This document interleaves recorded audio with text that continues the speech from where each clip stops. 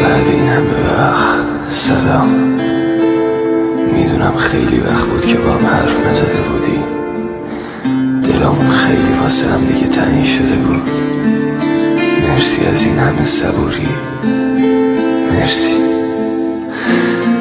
اومدم یه خبری رو بهتون بدم و برم. خبر از یه قصه تلخ، یه قصه خیلی تلخ به نام قلب من. حرفایی که تو هیچ نامه‌ای نوشته نشد، حرفایی ناگفته‌ای که توی سینه موند و شد بغض، شد درد. میخوای بشنوی؟ میگم برات. شنیدی میگن روز قیامت همه اعضای بدن پیش خدا گلگی میکنن.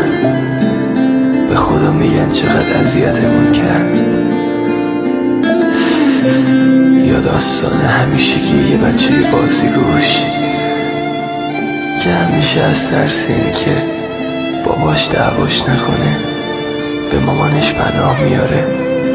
به مامانش میگه مامان اگه بابا اومد خونه بهش نگی دیر اومدم، نگی سر زانوام خاکی بود. مامان به بابا نگی چقدر اذیتت کردم. مامان بابا به فهم دعوام میکنه ها. مامان به تو پناه میارم، به بابا چیزی نگو. یا تو روز قیامت وقتی همه اعضای بدن به صدا در میان و به خدا میگن که چقدر اذیتشون کردی.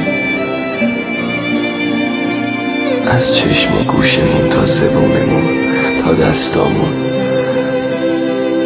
دستامون که چقدر اشکای صورتمون رو پاک کردن.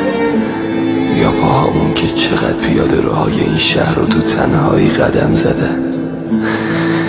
یا قلبمون که چقدر شکست. به خدا میگه قلب من به خدا نگی.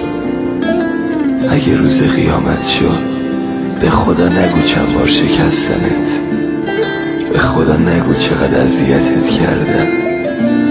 باشه به خدا نگو چند بار عاشق شدی و وسط راه ولت کردم.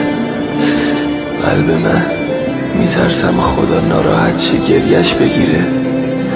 میترسم خدا نبخشتش. قلب من به خدا گلگی نکنی. منو ببخش، من شرمنده‌تم.